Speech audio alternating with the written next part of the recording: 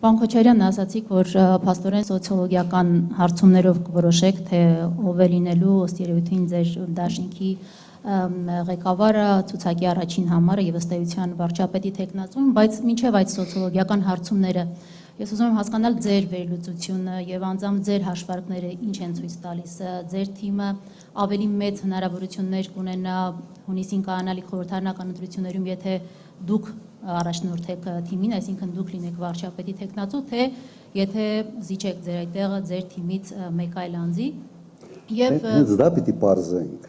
Դուք չունեք ձեր հաշվարկները, ձեր վերլուծությունն եմ սոցիոլոգիական հարցումների մի կողմ թողած, ես ձեր հաշվարկներն ու վերլուծությունն եմ ուզում իմանալ, հիմնվելով ձեր այդ մեծ փորձառության վրա։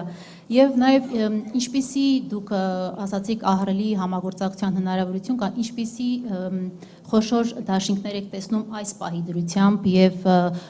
որոշակի տեսլական արդեն ունեք նոր խորհրդարանի կազմի վերաբերյալ։ Շնորհակալություն։ Չունեմ այդ տեսլականը, ավելի ճիշտ մենք քննարկումների մեջ ենք եւ ես կոռեկտ չեմ համարում հիմա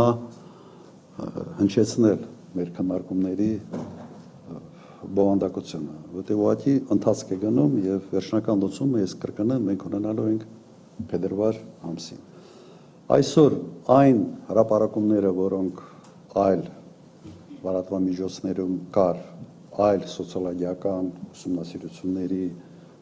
առումով ցույց է տալիս, որ դեռ այո ես եմ այն հավանական, ավելի մեծ հավանական տեխնացուն, որը գլխավորի ցուցակը։ Սա այսօրվա վրա այդպես է, բայց վերջնական որոշում կայացնելու համար պետք է ինքս հասկանամ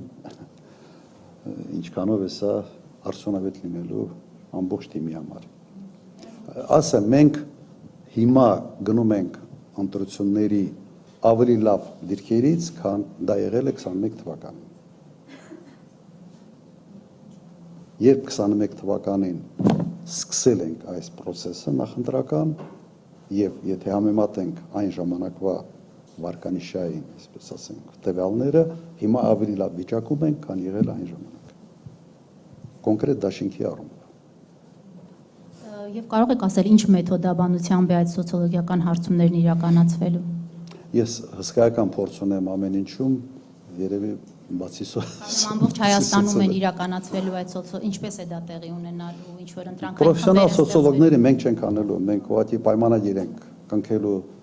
ընկերության հետ, այդ ընկերությունը անելու այդ ուսումնասիրությունը եւ մեզ տրամադրի։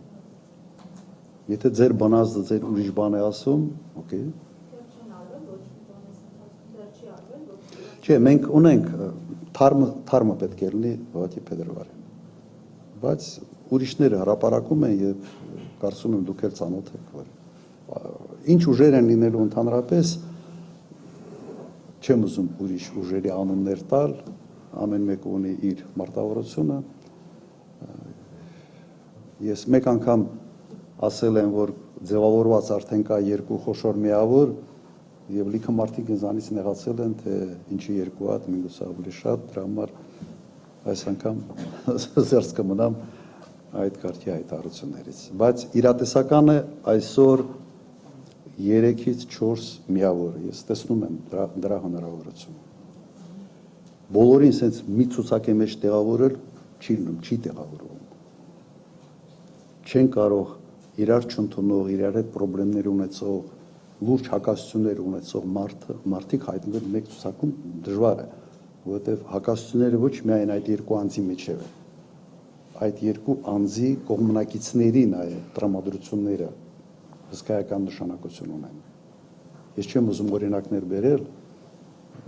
եւս այսպես ասենք, այս նախընտրական շրջանում չսերելու համար ընդդիմադիր դաշտում հարաբերությունները։ Եվ քանի որ ասացիք նույն ամենայն հավանականությամբ նույն ֆորմատով կմասնակցեք, Հայաստան դաշինքի այսօրվա այդ կազմից դուրս նոր դեմքեր կընդգրկվեն ապագա դաշինքում ձեր առաջնորդած։ Այո, որոշակի թարմացում լինելու է, սա նաև կյանքը ցույց տվեց, որ ուղղակի պետք է դա անել։ Մենք ունենք լավ ակտիվ ձևավորված թիմ, բայց անկասկած նաև նոր մարդիկ են հայտնելու այդ թիմը եւ ցուցակում։